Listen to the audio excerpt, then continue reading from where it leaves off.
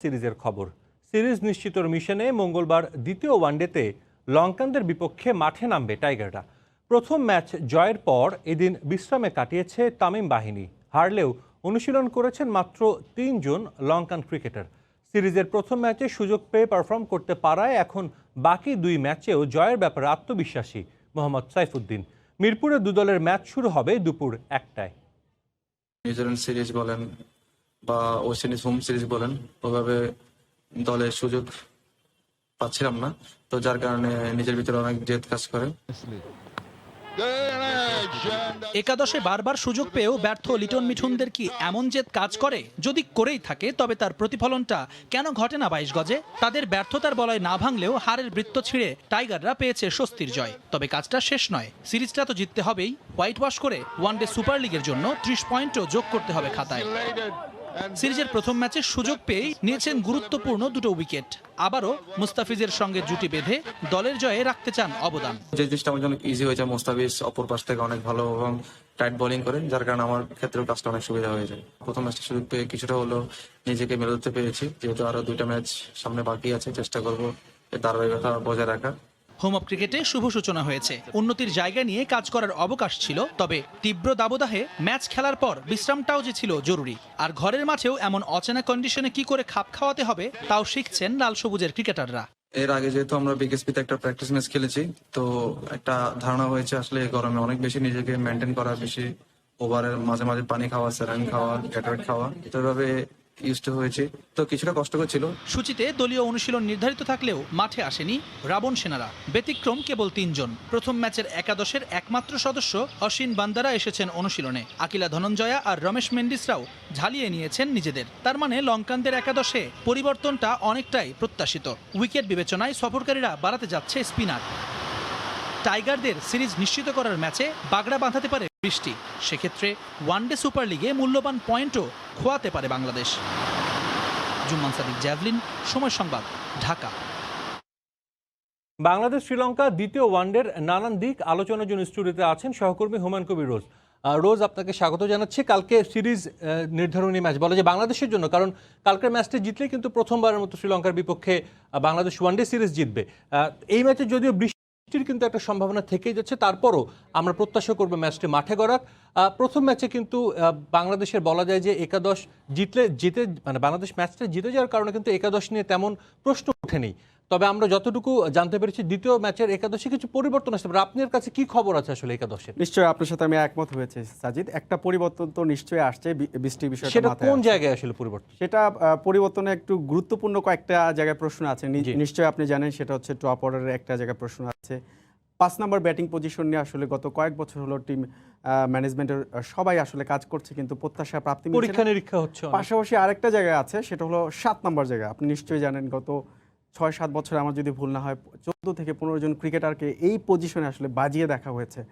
এবং এই দলে বর্তমানে খেলছেন 3 জন ক্রিকেটার, তারাও কিন্তু আসলে 7 নম্বরে খেলেছেন। যে কারণে আসলে প্রথম ওয়ানডেতে আমরা যেটা দেখেছি 5 নম্বর পজিশনটা এবং 7 নম্বর পজিশনটা যদি আফিফ ক্লিক করেছেন, এখানে একটু প্রশ্ন আছে। এই বিষয়টা মাথায় রেখে আসলে একাদশে একটি পরিবর্তন নিশ্চিত আসতে যাচ্ছে। আমার কাছে যে একাদশটা আছে, সেই একাদশটা এমন হতে পারে তামিম ইকবাল, তার সাথে এইবার লাইফলাইন পেয়ে যাচ্ছেন লিটন দাস, এবং সাকিব আসলে ওয়ান ডাউনেই ফিরছেন, তার বিকল্প কেউ নেই। 2 ডাউনে থাকছেন মিস্টার ডিপেন্ডেবল মুশফিকুর রহিম। আমি 5 নম্বরে রেখেছি আফিফ হোসেন ধ্রুবকে, যেটা গত ম্যাচে মিঠুন ছিলেন এবং তার ইনক্লুশন নিয়ে অনেক প্রশ্নও ছিল। খোদ বিসিবি সভাপতি এই প্রশ্ন করেছেন। আরেকটা বিষয়, যারা আমরা ক্রিকেট নিয়ে কাজ করি তারা আমরা নিশ্চয়ই জানি, আফিফ হোসেন ধ্রুব ছোটখাটো গড়নের ক্রিকেটার হলে কিন্তু ভালো অ্যাথলেট, ফিটনেসের দিক থেকে দুর্দান্ত ফিল্ডার। রাইট। 2018 বিশ্বকাপে অনূর্ধ্ব 19 হয়ে ইংল্যান্ডের বিপক্ষে যে ভালো একটা ইনিংস খেলেছিলেন, সেঞ্চুরি করেছিলেন 123 আমার যদি ভুল না হয়। এরপর থেকে বিপিএলেও কিন্তু তিনি নজর কেড়েছিলেন। এবং মূলত আফিফ হোসেন ধ্রুব 5-6 নম্বরের রেগুলারে আসলে মিডল অর্ডার ব্যাটসম্যান হিসেবে স্বীকৃত। গত ম্যাচেও আপনি যদি দেখেন আসলে ক্যামিও একটা ইনিংস খেলেছে এবং তার ইনিংসও গুরুত্বপূর্ণ ছিল, কিন্তু ওই সময় যদি ওই রানটা না বাড়তো বাংলাদেশের জন্য তো ম্যাচটা ডিফেন্ড করাটা কঠিন হয়ে যেত। এবং আমি 6 নম্বরে রাখছি আসলে সাইলেন্ট মাহমুদুল রিয়াদ, এখানে কোনো বিকল্প নেই। 7 নম্বরে মোসাদ্দেক হোসেন সৈকতকে আমি, তার মানে মোসাদ্দেক সৈকত ঢুকছে মিঠুনের জায়গায়। হ্যাঁ, মিঠুনের জায়গায়। কিন্তু আমাদের দৃষ্টিভঙ্গিতে আসলে ব্যাটিং অর্ডার একটু পরিবর্তন আসতে পারে। সেক্ষেত্রে আফিফ হোসেন ধ্রুব আসলে খুব তরুণ ক্রিকেটার হতে পারেন কিন্তু তার আসলে ওই Potential অনেক কিন্তু। পটেনশিয়ালটা খুব ভালো আসলে। 7 নম্বর ব্যাটিংটা এই জন্য এনেছি, যদি আমি কিছু যুক্তি দিই, গত কয়েক বছরে আমরা দেখেছি 14 থেকে 15 জন ক্রিকেটার এই 7 নম্বর পজিশনে ব্যাট করেছেন, কিন্তু কেউ আসলে স্থায়ী করতে পারেনি। কিন্তু এদের মাঝে আসলে মোস্তাফিজ হোসেন সৈকত মাছ বেটার। Best option. আপনি যদি দেখেন মোস্তাফিজ হোসেন সৈকত আপনার 22 ম্যাচ খেলেছেন, গড় 26, প্রায় 27। সাব্বির হোসেন অনেক সুযোগ সাব্বির পেয়েছেন, রহমান আসলে এখন দলে নেই। 12 ম্যাচ খেলেছেন, প্রায় 18 করে তার গড়। নাসির হোসেন দলের বাইরে আছেন, 12 ম্যাচ খেলেছেন। মাহমুদুল্লাহ রিয়াদ, আসলে মাহমুদুল্লাহ রিয়াদের শুরুটাই হয়েছিল লেটওয়ারে ব্যাটিং করে, তিনি সবচেয়ে এই জায়গায় ভালো সফল হয়েছেন। কিন্তু মাহমুদুল্লাহ রিয়াদের একটা আসলে পজিশন আছে, এরপর সমস্যা একটা আলাদা রোল আছে দলে। এক্স্যাক্টলি, এই জন্য আসলে এই পজিশনে 7 নম্বর পজিশনে সবার গড় এভারেজটা চিন্তা করে মোস্তাফিজ হোসেন সৈকতই কিন্তু এগিয়ে আছে। সেক্ষেত্রে আরেকটা বিষয়, যে বাংলাদেশ যদি বলি, বাংলাদেশের একাদশটা আপনার কাছে জানলাম, 7 নম্বর পজিশনে কেন আপনি সৈকতকে ইনক্লুড করাতে সেই বিশ্লেষণও জানলাম। তবে একটা বিষয় কিন্তু গত ম্যাচে সবাই হয়তো বা সবার নজর এড়িয়ে গেছে, প্রথম 10 ওভার এবং লাস্ট 10 ওভারে বাংলাদেশের ব্যাটিং। আমরা জানি যে লাস্ট 10 ওভারে সব দলে অ্যাক্সেলারেট করে 70, 80, 90, এমনকি 110-20 রানও তোলে। বাংলাদেশের একটা ঘাটতির জায়গায় কিন্তু এটা রয়ে গেছে। একই সঙ্গে মাহমুদুল্লাহ রিয়াদেরও ব্যাটিং যদি বলি, যে তিনি প্রথম 40 রান করেছিলেন 46 বলে, পরের রানগুলো করতে কিন্তু প্রায় 30 বল খরচ করেছেন। তো এটাও কিন্তু একটা এফেক্ট ছিল। তো প্রথম 10 এবং শেষ 10 ওভারে বাংলাদেশের ব্যাটিংটা কেন এমন হচ্ছে? এটা খুবই একটু আলোচনার বিষয়, একটু পিছনে যাব সাজিদ। সেটা হচ্ছে 1996 বিশ্বকাপের পর থেকে কিন্তু আইসিসি একটা নিয়ম প্রণয়ন করে, সেখানে কিন্তু ফিল্ডিং রেস্ট্রিকশনের একটা ব্যাপার থাকে। তারপরে আসলে পর্যায়ক্রমে আইসিসি নিয়মের বিভিন্ন পরিবর্তন করার পর পাওয়ার প্লে বিষয়টা চলে আসে। আমরা গত ম্যাচে দেখেছি পাওয়ার প্লে 10 ওভার যেটা ম্যান্ডেটরি, প্রথম 10 ওভার প্রথম আইসিসি নিয়ম অনুযায়ী হচ্ছে 9 জন ফিল্ডার 30 ইয়ার্স সার্কেলের মধ্যে থাকবেন, আর 2 জন মাত্র ফিল্ডার আপনার সার্কেলের বাইরে থাকবেন। সেক্ষেত্রে আসলে ওই 10টা ওভার আপনার 60টা বল, এবং ওখানে উড়ে শট খেলে, গড়ে শট খেলে আপনার কিন্তু রান করার সুযোগ আছে। আমরা যদি গত ম্যাচে দেখি সাজিদ, ম্যান্ডেটরি পাওয়ার প্লে 10 ওভারে মানে 2 জন ফিল্ডার মাত্র আপনার বাউন্ডারির কাছে ছিলেন, সবাই ইনার সাইডে ছিলেন, তারপরও বাংলাদেশের রান উঠেছিল মাত্র 40 রান। এক উইকেটে, উইকেটে ছিলেন সাকিব আল হাসান 13 এবং তামিম ইকবালের মতো, এবং 2 জনই ব্যাটসম্যান এবং স্বীকৃত হার্ড হিটার ব্যাটসম্যান ছিলেন। আমাদের মনে হচ্ছে যে টিম ম্যানেজমেন্টের এখানে একটু নজর দেওয়ার একটু জায়গা আছে। কিছুদিন আগে কিন্তু আমাকে হাবিবুল বাশার বলেছেন নির্বাচক, যে ওপেনিং কিন্তু তাদের একটা কনসার্নের জায়গা, কারণ ওপেনিংয়ে কিন্তু বারবার এই যে ওপেনিংয়ে যদি একটা ভালো স্টার্ট পায়, পাওয়ার প্লেতে রানটাও বেড়ে যায়। ওপেনিংয়ে যেহেতু শুরুতেই কালকে লিটন দাস আউট হয়ে যান, তার কারণে কিন্তু কিছুটা প্রেশারটা কিন্তু সাকিব তামিমের উপর পড়ে চলে যায়। এটা তো একটা রিজন মনে হয়। এটা অন্যতম কারণ। আপনি যদি কালকে দুজন ব্যাটসম্যান আসলে ডিফেন্সিভ খেলেই এই পর্যন্ত রানটা এনেছেন।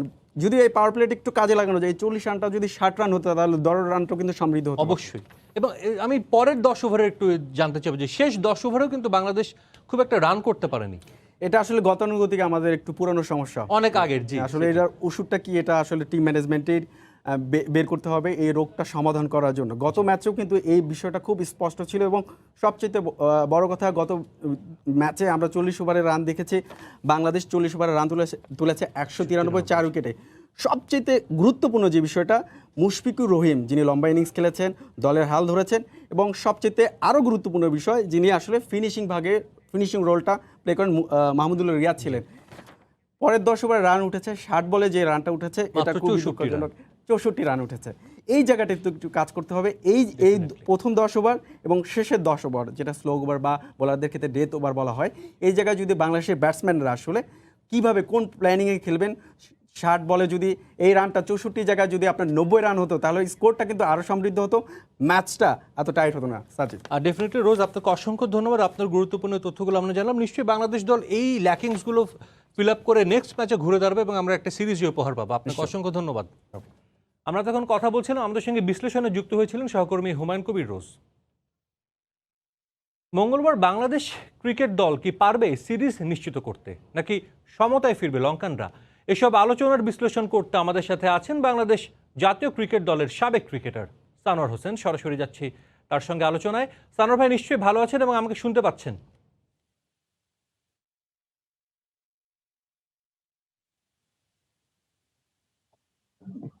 সানোয়ার ভাই, প্রথম ম্যাচটা নিশ্চয়ই দেখেছেন। আপনার কাছে জানতে চাইবো যে প্রথম ম্যাচের পর আসলে সেকেন্ড ম্যাচে কি প্রত্যাশা করতে পারে? শ্রীলঙ্কা দল কিন্তু একটা হুঙ্কার দিয়ে রেখেছে যে তারা হারলেও তারা আত্মবিশ্বাসী যে তারা সেকেন্ড ম্যাচে কামব্যাক করবে। আপনি কি ভাবছেন এটা কতটা পসিবল আসলে শ্রীলঙ্কার জন্য? দেখেন ফার্স্ট ম্যাচ বাংলাদেশ জিতেছে।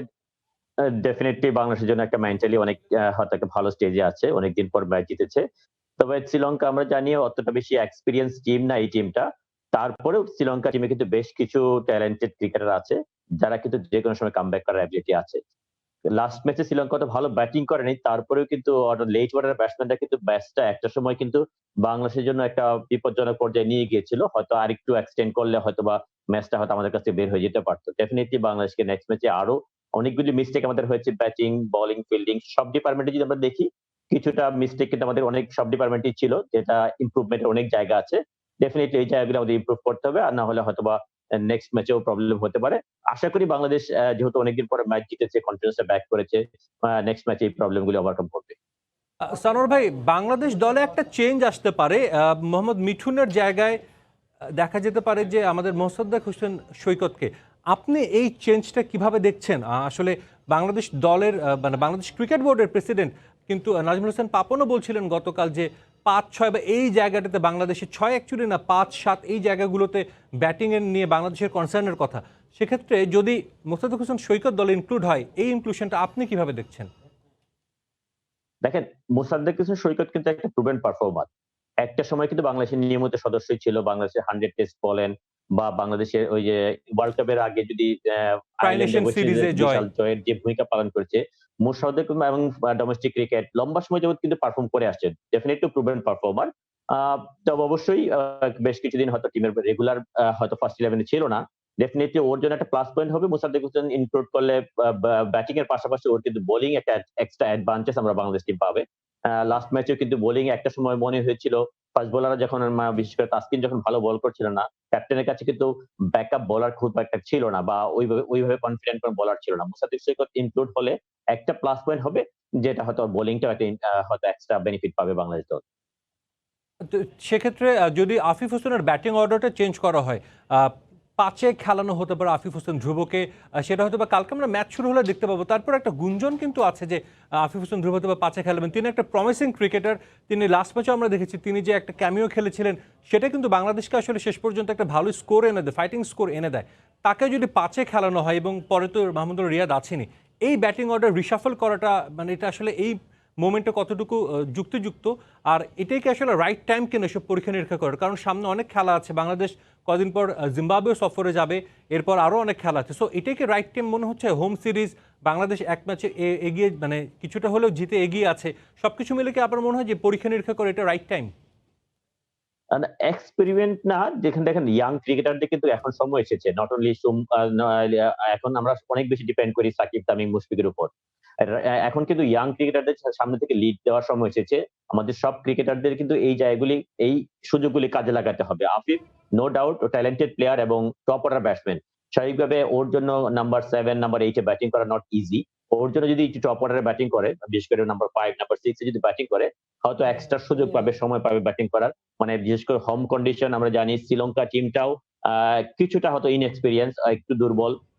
আমাদের ওয়ানডে ফরম্যাটে এটা আমাদের আইডিয়াল ফরম্যাট। সবকিছু মিলে মনে হয় এটাই আইডিয়াল জায়গা আমাদের ইয়াং ক্রিকেটারদের এস্টাবলিশ করার জন্য, এবং নিজেদেরকে এস্টাবলিশ করার জন্য ইয়াং ক্রিকেটারদের জন্য আইডিয়াল প্ল্যাটফর্ম। আমার মনে হয় সবকিছু মিলে এটা একটা ভালো সুযোগ ইয়াং আফিফের জন্য। যদি অপরচুনিটিটা কাজে লাগাতে পারে, অবশ্যই এটা প্লাস পয়েন্ট হবে ওর জন্য।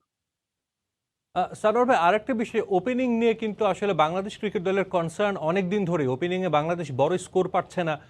যদিও গত 3 বছর যদি বলা হয়, ওপেনিং কিন্তু ওয়ানডেতে করেছে সৌম্য এবং তামিম আর লিটন, এই দুইটা জুটি কিন্তু বেশি খেলেছে। সেক্ষেত্রে ওপেনিং পেয়ারটা আমরা যেমন দেখেছি গত কিছুক্ষণ আগে বিশ্লেষণ আমরা দেখছিলাম, পাওয়ার প্লেতে মাত্র 40 রান পেয়েছে বাংলাদেশ প্রথম ওয়ানডেতে। তার অন্যতম কারণ হয়তো দ্রুত একটু উইকেট হারিয়ে যাওয়া। ওপেনিং আসলে কতটা ইম্পর্টেন্ট, এবং লিটনের জন্য এটা হয়তো একটা অ্যাসিড টেস্ট এই ম্যাচটি, কারণ তিনি গত 7 ম্যাচে 7 ওয়ানডেতে মাত্র 76 রান করেছেন। লিটনের জন্য এটা কত বড় একটা অগ্নি পরীক্ষা মনে হচ্ছে আপনার? এইটা দেখেন ওপেনিং পার্টনারশিপ, এটা বাংলাদেশের জীবনে সবসময় একটা ডিফিকাল্ট সিচুয়েশনে ক্রিয়েট করেছে। দেখুন তামিমের পার্টনারশিপ কিন্তু as a partner, opening partnership তামিমের কিন্তু অনেকগুলি পার্টনার ট্রাই করা হয়েছে, কেউই নিজেকে ওইভাবে এস্টাবলিশ করতে পারেনি। একটা সময় কিন্তু মনে হয়েছিল যে তামিমের সাথে আপনি দেখেন কতগুলি পার্টনার, বিজয়, লিটন, সৌম্য, ইমরুল কায়েস, অনেকগুলি পার্টনারশিপ কিন্তু ট্রাই করেছে, কিন্তু নিজেদেরকে এস্টাবলিশ করতে পারেনি কেউ। কেউ পারফর্ম করেছে, কিন্তু ধারাবাহিক পারফর্মার কিন্তু একেবারেই ছিল না। ডেফিনেটলি একটা টিমের জন্য ওপেনাররা যদি ভালো প্ল্যাটফর্ম তৈরি করে দিতে পারে, মিডল অর্ডার ব্যাটসম্যানের ব্যাটিং ইজি করা হয়ে যায় এবং একটা বড় স্কোরের দিকে যাওয়ার জন্য একটা আইডিয়াল প্ল্যাটফর্ম তৈরি করে দিতে পারে। তবে হ্যাঁ, লিটন দাস এমন একজন প্লেয়ার, ও যখন ব্যাটিং করে ভালো পারফর্ম করে, বিশেষ করে পুরো টিমের জন্য কিন্তু একটা আইডিয়াল সিচুয়েশন তৈরি, অ্যাটাকিং ক্রিকেট খেলে এটা বাংলাদেশ টিমের জন্য একটা প্লাস পয়েন্ট হয়। ডেফিনেটলি লিটন কে হয়তো ট্যালেন্টের, আমরা সবাই জানি ও অসাধারণ ট্যালেন্টেড প্লেয়ার, তবে এই ট্যালেন্টের পাশাপাশি এক্সিকিউটটা করতে হবে ধারাবাহিকভাবে। আমার মনে হয় লিটনকে আরো একটু সুযোগ দিতে হবে, বিকজ আমাদের পাইপলাইনে এত বেশি প্লেয়ার নাই যে হয়তো ইমিডিয়েট চেঞ্জ করে কাকে নেবেন ওই চিন্তা করার আসলে খুব বেশি অপশন আমাদের কাছে নাই। বিকজ লং টার্ম যাবত আমরা জানি ডোমেস্টিক ক্রিকেট হচ্ছে না বা ইন্টারন্যাশনাল ক্রিকেট ছাড়া আহ, খুব একটা এই টিম বা ওই ধরনের কোনো খেলা হচ্ছে না, যার মাধ্যমে আপনি পাইপলাইনে ব্যাকআপ প্লেয়াররা হয়তো রেডি হয়ে থাকবে, ওই সুযোগটা আমাদের ছিল না।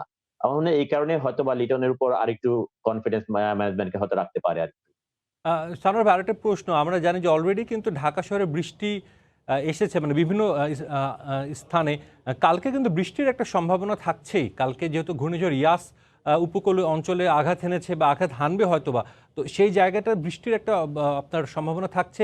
কার্টেল ওভারে খেলা হতে পারে এবং সেক্ষেত্রে বাংলাদেশের কিন্তু যেহেতু এই ম্যাচগুলো এখন ওয়ানডে সুপার লিগের অংশ, অনেক ইম্পর্টেন্ট। সেক্ষেত্রে টসটা কি আপনার মনে হয় যে ভাইটাল হবে কালকের ম্যাচের জন্য? দেখেন, যে কন্ডিশনে খেলা হচ্ছে ওয়েদারটা হয়তো চেঞ্জ হয়ে গিয়েছে, কিন্তু লাস্ট ম্যাচ যদি আমরা চিন্তা করে দেখি, প্রচন্ড গরম। এই জি। গরমে কিন্তু ক্রিকেট খেলা ভেরি ডিফিকাল্ট। ডেফিনেটলি যদি এরকম ওয়েদার থাকে, হয়তো ওয়েদার বৃষ্টির কারণে কি হবে এটা তো হয়তো কন্ট্রোল করা ভেরি ডিফিকাল্ট, ওয়েদার যেটার উপর কারোই কন্ট্রোল নেই। কিন্তু নর্মাল যদি লাস্ট ম্যাচের মতো কন্ডিশন থাকতো, তাহলে ডেফিনেটলি টসটা অনেক বেশি ইম্পর্টেন্ট ছিল। বিকজ আগে আগে 50 ওভার ফিল্ডিং করে এই গরমে ব্যাটিং করা নট ইজি। আমরা শ্রীলঙ্কান আমাদের থেকে একটু টাফ হতো, মেন্টালি ফিজিক্যালি একটু টাফ, কিন্তু আমাদের প্লেয়াররা যদি এই কন্ডিশনে যদি আগে ফিল্ডিং করে পরে ব্যাটিং করা বুঝতে আরো টাফ হবে। আমার মনে হয় টসটা এই জায়গায় তার ভাইটাল, যদি আগে ব্যাটিং করে পরে ফিল্ডিং করে বাংলাদেশের জন্য একটু প্লাস পয়েন্ট হবে। তো আর বৃষ্টি এটা তো বলা মুশকিল, কাটল ওভার কখন কি কন্ডিশন হয়, এটা হয়তো সিচুয়েশন ডিমান্ড, ওইভাবে হয়তো ম্যানেজমেন্ট ডিসাইড করবে। আরেকটি বিষয়, সানোয়ার ভাই, আমরা কিন্তু দেখেছিলাম শ্রীলঙ্কা সিরিজে এবং সবশেষ নিউজিল্যান্ড, শ্রীলঙ্কার যে টেস্ট সিরিজ এবং নিউজিল্যান্ডের যে বাংলাদেশ খেলে এসেছে, তাসকিন আহমেদ দুর্দান্ত ছন্দে ছিলেন। হয়তো বা নিউজিল্যান্ডে একটু ব্যাড লাক ছিল যে তিনি খুব একটা উইকেট পাননি বেশি, বাট অনেক চান্সেস ছিল, তার সতীর্থ ধরে ক্যাচ মিস করেছেন, কিন্তু শ্রীলঙ্কায় তিনি কিন্তু খুবই ভালো বোলিং করেছিলেন। প্রথম ওয়ানডেতে কিন্তু আমরা তার দেখিনি খুব একটা সুযোগ তৈরি করতে।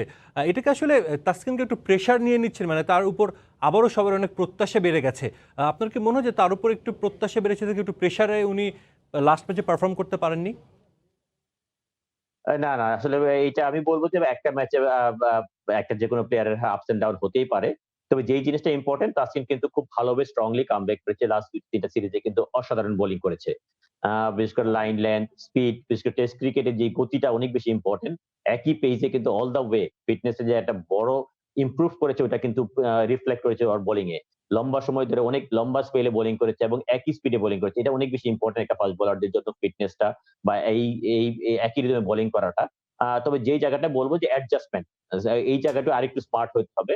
যখন যখন শ্রীলঙ্কায় বোলিং করেছে বা নিউজিল্যান্ড যে উইকেটে বোলিং করেছে, ওই উইকেটটার কিন্তু বলের গতিটা অনেক একটু বেশি ছিল। বাংলাদেশ আমরা যে লাস্ট ম্যাচে যেই কন্ডিশনে বোলিং, যেই উইকেটটা ছিল, উইকেটটা কিন্তু এত ফাস্ট ছিল না। উইকেটটা একটু স্লো ছিল। ওই জায়গায় লাইন লেন্থটা একটু ভেরিয়েশন করা দরকার ছিল। একটু শর্ট অফ লাইনে বল করছিল। ওই জায়গাটাও আরেকটু স্মার্ট হতে হবে। কন্ডিশনের সাথে অ্যাডজাস্ট করাটা অনেক বেশি ইম্পর্টেন্ট। কোন কন্ডিশনে কোন জায়গায় কোন লেন্থে বোলিং করতে হবে, এই জায়গাটা অনেক বেশি ইম্পর্টেন্ট। কালকে ম্যাচে মানে তাসকিন কিছুটা শর্ট অফ লেন্থে বেশি বোলিং করেছে, যেটা হয়তোবা আরেকটু অ্যাডজাস্ট করতে পারলে হয়তোবা এই প্রবলেমটা হতো না। ডেফিনিটলি শর্ট টাইমের মধ্যেই ও কামব্যাক করবে, যেহেতু বোলিং কোচ আছে প্লাস হলো ক্যাপ্টেন আছে, সবাই হয়তো এই জায়গাটি একটু গাইডলাইন করলে তাসকিনও কিন্তু এখন কিন্তু অনেক এক্সপিরিয়েন্স প্লেয়ার হয়ে গেছে।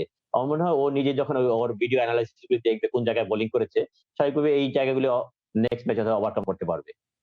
রাইট, আমরা আপনি ঠিক কথাই বলেছেন। আমরা আরও কথা বলবো সানোয়ার ভাই, তবে তার আগে একটা ছোট প্রতিবেদন আছে সাকিব আল হাসানকে নিয়ে, সেটা আমরা দেখে আসি। আর মাত্র ৩ উইকেট, তাহলেই জোড়া মাইল ফলক স্পর্শ করবেন বিশ্বসেরা ওয়ানডে অলরাউন্ডার সাকিব আল হাসান। মাশরাফিকে টপকে দেশের হয়ে সর্বোচ্চ উইকেট শিকারের সঙ্গে এক ভেন্যুতে সর্বোচ্চ উইকেট নেয়ায় ছাড়িয়ে যাবেন কিংবদন্তি ওয়াসিম আকরামকে। সাকিবের রেকর্ডের বিস্তারিত প্রতিবেদনে। আইসিসির দেয়া নিষেধাজ্ঞায় ১ বছর ক্রিকেটের বাইরে ছিলেন সাকিব আল হাসান। এ সময় বাংলাদেশ খেলেছে ১৭টি আন্তর্জাতিক ম্যাচ। ফিট থাকলে হয়তো সবগুলোতেই খেলা হতো বিশ্বসেরা ওয়ানডে অলরাউন্ডারের। যেভাবে আপনারা আমাকে সবসময় সাপোর্ট করে এসেছেন, নিষেধাজ্ঞা শেষে ফিরে ইনজুরি আর ব্যক্তিগত কারণেও সাকিব খেলতে পারেননি বেশ কয়েকটি সিরিজ। তবে সব বিতর্ক আর আলোচনা শেষে আবারও সাকিব ফিরেছেন বাঘের জার্সিতে। শ্রীলঙ্কার বিপক্ষে প্রথম ওয়ানডেতে ব্যাট বলে সাকিবের ইম্প্যাক্ট খুব একটা ছিল না। ব্যাটিংয়ে নেমে করেন ১৫ রান আর ১০ ওভারের কোটায় ৪৪ রান দিয়ে নেন ১ উইকেট। তবে সেই উইকেট নিয়েই স্পর্শ করেছেন ক্যারিয়ারের আরেকটি মাইলফলক। আব্দুর রাজ্জাকের পর দ্বিতীয় বাংলাদেশি বোলার হিসেবে স্বীকৃত ক্রিকেটে নিয়েছেন ১,০০০ উইকেট। প্রথম ম্যাচেই আরও কিছু রেকর্ড স্পর্শ করতে পারতেন বাংলার নবাব, কিন্তু মিরাজ মুস্তাফিজের দুর্দান্ত বোলিং অপেক্ষা বাড়িয়েছে। শ্রীলঙ্কার বিপক্ষে দ্বিতীয় ওয়ানডেতেই সাকিব ছুঁতে পারবেন অন্তত ২টি রেকর্ড, যার জন্য প্রয়োজন ৩ উইকেট। তাহলেই তিনি ছাড়িয়ে যাবেন কিংবদন্তি ওয়াসিম আকরাম আর মাশরাফি বিন মুর্তজাকে।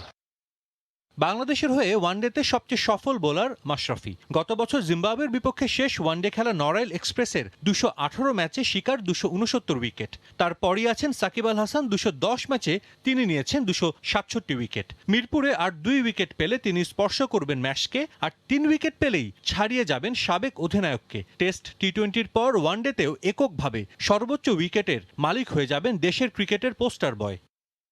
৩ উইকেট পেলে এক ঢিলে ২ পাখি মারবেন সাকিব। পাকিস্তানের বিশ্বকাপ জয়ী কিংবদন্তি ওয়াসিম আকরাম শারজাহ ক্রিকেট স্টেডিয়ামে ৭৭ ম্যাচে নিয়েছেন ১২২ উইকেট। মিরপুর শেরেবাংলা স্টেডিয়ামে ৮৩ ম্যাচে ১২০ উইকেট নিয়ে সাকিব আছেন তার পরের স্থানে। ৩ উইকেট নিলে ওয়ানডেতে নির্দিষ্ট এক ভেন্যুতেও সবচেয়ে বেশি উইকেট নেয়ার মাইলস্টোন হয়ে যাবে তার নামে। সাজিদ মুস্তাহিদ, সময় সংবাদ। আমরা আবারও যাচ্ছে আলোচনা। আমাদের সঙ্গে অনলাইনে যুক্ত আছেন জাতীয় দলের সাবেক ক্রিকেটার সানোয়ার হোসেন। সানোয়ার ভাই, আপনি নিশ্চয়ই শুনছিলেন সাকিব আল হাসানকে নিয়ে একটি প্রতিবেদন, এবং সেখানে বলা হচ্ছিল যে সাকিব আল হাসানের কিন্তু একটা দুটো মাইল ফলকে স্পর্শের সুযোগ আছে দ্বিতীয় ওয়ানডেতে। সাকিব আল হাসান অনেকদিন পর আবার ফিরেছেন।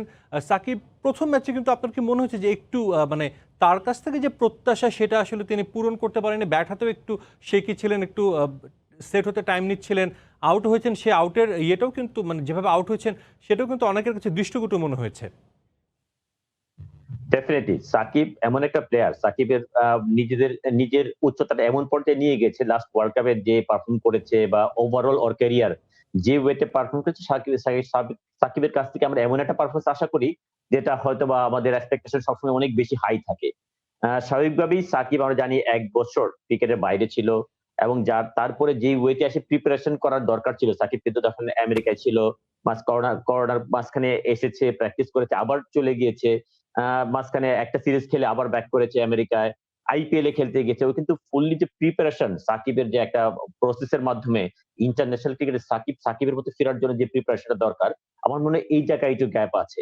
তবে নো ডাউট সাকিবের মতো ট্যালেন্ট, অনেক স্মার্ট ক্রিকেটার, হয়তো বা অ্যাডজাস্ট করে সাকিব হয়তো নিজের থেকে ফিরে আসবে। তবে আমার মনে হয় সাকিবের নিজস্ব ফর্মে সাকিবের মতো ফিরে পাওয়ার জন্য সাকিবের একটা লম্বা সেশন, একটু প্র্যাকটিস সেশন, প্রপার প্র্যাকটিস, একটু সময় নিয়ে প্রিপারেশন নিলে আমার মনে হয় সাকিবের যে ব্যাটিংটা, বিশেষ করে বোলিংটা, নো ডাউট যে সাকিব কিন্তু আইপিএলও ভালো বোলিং করেছে, বা হোম সিরিজে যেটা খেলেছিল ওয়েস্ট ইন্ডিজের ওইখানেও ভালো বোলিং করেছে। বোলিংটা নিয়ে আমরা অরিড না, সাকিবের যে ব্যাটিংটা আমাদের এক্সট্রা প্লাস পয়েন্ট, যেটা হলো সাকিবের এক্সট্রাঅর্ডিনারি ব্যাটিং, যেটা ওয়ার্ল্ড কাপে আমরা পেয়েছিলাম নাম্বার 3 তে। সাকিব যদি ওর মতো ব্যাটিং করার জন্য যে পরিস্থিতিটা দরকার, একটা যেটা ভালো ইনিংস অবশ্যই তাকে কনফিডেন্স দিবে, কিন্তু আমার মনে হয় লম্বা সেশন, প্র্যাকটিস, প্রিপারেশন এইটা একটু দরকার। হয়তো হার্ড ওয়ার্ক করলে সাকিব ডেফিনেটলি সাকিবের মতো ফিরে আসবে আবার। আপনার কি মনে হয় যে এই যে সাকিব আল হাসান এবং মুস্তাফিজ দুজনই ভারতে আইপিএল থেকে খেলে এসেছেন, সেখানেও তারা কয়েকদিন কোয়ারেন্টিনে ছিলেন, দেশে এসেও প্রায় ১৪ দিনের কোয়ারেন্টিনের পর মাঠে নামার খুব একটা সুযোগ পাননি।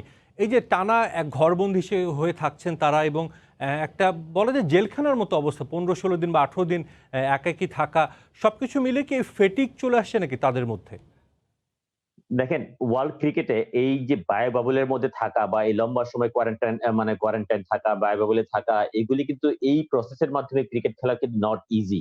এটা নট একটা সিরিজ না, এটা কিন্তু ওদের লম্বা সময়। এর আগে কিন্তু ওয়েস্ট ইন্ডিজ সিরিজ, বিভিন্ন সিরিজ, আইপিএল সবকিছু কিন্তু লম্বা সময় ধরে ক্রিকেটার কিন্তু এর মাধ্যমে পাস করছে। ডেফিনেটলি এটা ক্রিকেট নট ইজি। তারপরেও সাকিব, আমরা জানি সাকিব কিন্তু আইপিএলও বেশ কিছু লাস্টের দিকে ম্যাচ খেলেনি। একটা ম্যাচের ল্যাকিং তো অবশ্যই ছিল, প্লাস হলো এখানে এসে প্রপার প্র্যাকটিস করতে পারে নাই। আমি যে জিনিসটা বলছিলাম সাকিবের জন্য একটা প্রপার সেশন দরকার, একটু রেগুলার প্র্যাকটিস, লম্বা সময় হয়তো 15 দিন, 20 দিন, 30 দিন ফিটনেস এবং বোলিং এই জায়গায় একটু অনেকটা ওভারকাম করেছে। কিন্তু ব্যাটিং এর যে লম্বা ব্যাটিং প্র্যাকটিস, লম্বা সময় উইকেটে থাকা বা প্র্যাকটিস সেশনে লম্বা সময় ব্যাটিং করা, এই জায়গাগুলো মানে একটু ল্যাকিং আছে। আমার মনে হয় এইটা তো একটা বড় ব্যাপারই যে একটা আইসোলেশন এ থাকা, মানে এটা তো মেন্টাল একটা এফেক্ট করে। ফ্যামিলির সাথে খুব একটা সময় স্পেন্ড করতে পারে নাই। এই সবকিছু মিলে হয়তো মেন্টালি একটা কাজ করছে। তার যেহেতু প্রফেশনাল প্লেয়ার ওরা এই সময় এই সুযোগ এই সবকিছু অ্যাডজাস্ট করেই আমি ডেফিনিটলি মনে হয় মুস্তাফিজ তো লাস্ট ম্যাচে কিন্তু ভালো বোলিংই করেছে ওভারঅল। কিন্তু আমি মনে হয় সাকিব যেহেতু ব্যাটিংটা নিয়ে একটু অরিড, আমরা আশা করি এই সবকিছু ওভারকাম করে সাকিবের মতোই ফিরবে। আমরা টানা 10 ম্যাচ বাংলাদেশ দল জয়হীন ছিল, এরপর গত ম্যাচটা জিতেছে। আপনার কি মনে হয়, ছোট করে একটু জানতে চাইবো যে আগামীকালকের ম্যাচটা যদি বাংলাদেশ জিতে যায় একই সঙ্গে সিরিজও জিতবে।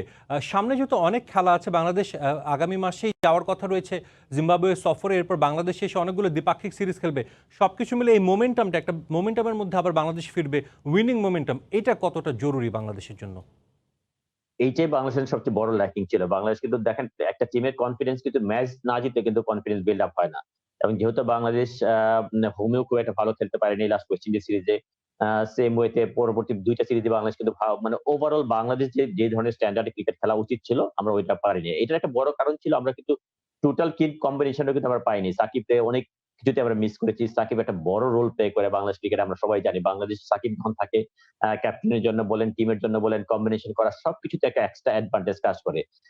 আশা করি যে বাংলাদেশ যে জয়ের ধারায় ফিরেছে এইটা অনেক বেশি ইম্পোর্টেন্ট ছিল বাংলাদেশের জন্য। এই ম্যাচটাতে অনেক বেশি কনফিডেন্স বাংলাদেশ ফিরে পেয়েছে। সেম ওয়েতে আমাদের বেশ কিছু প্লেয়ার কিন্তু খুব ভালো একটা শেপে নেই। এইটাই কিন্তু আমাদের জন্য আইডিয়াল কন্ডিশন। ডোমেস্টিক আমাদের হোমে ক্রিকেট খেলছি এবং বাংলাদেশের সবচেয়ে আইডিয়াল যেটা ফেভারিট ফরম্যাট ওয়ানডে ক্রিকেট, এবং ওয়ানডে ক্রিকেট আমরা শ্রীলঙ্কার সাথে খেলছি এবং সেম ওয়েতে শ্রীলঙ্কাও কিন্তু কিছুটা দুর্বল দল, ওদের কিন্তু বেশ কিছু এক্সপেরিয়েন্স প্লেয়ার কিন্তু এই সিরিজে আসেনি। এইটা বাংলাদেশের জন্য একটা ভালো প্ল্যাটফর্ম। এখান থেকে আমাদের সব প্লেয়ারদের যাদের খুব একটা ভালো শেপে নেই ফর্মে ফেরা এবং পরবর্তী সবগুলি সিরিজের জন্য যে মোমেন্টাম যেটা আপনি বলছিলেন এর মাধ্যমে কিন্তু তৈরি করার সুযোগ আছে। আপনাকে অসংখ্য ধন্যবাদ সানোয়ার ভাই আমাদের সঙ্গে যুক্ত হয়ে কথা বলার জন্য। দর্শক, আমরা এখন ধন্যবাদ। কথা বলছিলাম বাংলাদেশ শ্রীলঙ্কার দ্বিতীয় ওয়ানডে নিয়ে। আমাদের সঙ্গে অনলাইনে যুক্ত ছিলেন জাতীয় দলের সাবেক ক্রিকেটার সানোয়ার হোসেন। জাতীয় ফুটবল দলের খবর, সোমবার সকালে কন্ডিশনিং ক্যাম্পের জন্য যাওয়ার কথা ছিল সৌদি আরবে, কিন্তু হঠাৎ খবর আসে কোয়ারেন্টাইন জটিলতায় যাত্রা স্থগিত। এমন পরিস্থিতিতে চরম হতাশ বাংলাদেশ দলের ফুটবলাররা। দলের ম্যানেজার বলছেন দুদেশের সময়ের ব্যবধানের কারণেই চিঠি পেতে দেরি হয়েছে। এমন অবস্থায় কোচ জেমি ডে বলছেন ২-১ দিনের মধ্যে সৌদি সফর না হলে খুব একটা উপকারে আসবে না দলের প্রস্তুতিতে। They're not happy at all. I mean, I'm not going to speak for the players, but to wake up this morning and not go as planned, for me is not acceptable and it's disappointing.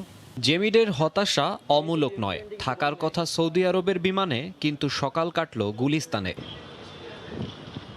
বিশ্বকাপ বাছাইয়ের বাকি ম্যাচগুলো নিয়ে সুনির্দিষ্ট পরিকল্পনায় এগোচ্ছিলেন। কাতারে ওই ৩ match খেলার আগে সৌদি আরবে কয়েকটা দিন কন্ডিশনিং ক্যাম্পে সারতেন শেষের প্রস্তুতি। কিন্তু আরবের উদ্দেশ্যে রওনা দেওয়ার আগ মুহূর্তে ফুটবল ফেডারেশন জানায় যাওয়া হচ্ছে না, জটিলতা আছে কোয়ারেন্টাইন নিয়ে। ব্যাগ ছিল গোছানোই, চলছিল বিমানবন্দরে রিপোর্টিংয়ের জন্য টিম হোটেল থেকে বের হওয়ার প্রস্তুতি। কিন্তু হঠাৎ সব ভেস্তে যাওয়ায় কোচের মতোই বিপাকে ফুটবলাররাও। অবশ্যই এটা হঠাৎ, যেহেতু সকালে আমরা নিউজটা পাইছি, তো একটু তো মন খারাপ হবে, কারণ সবাই রেডি ছিল যাওয়ার জন্য।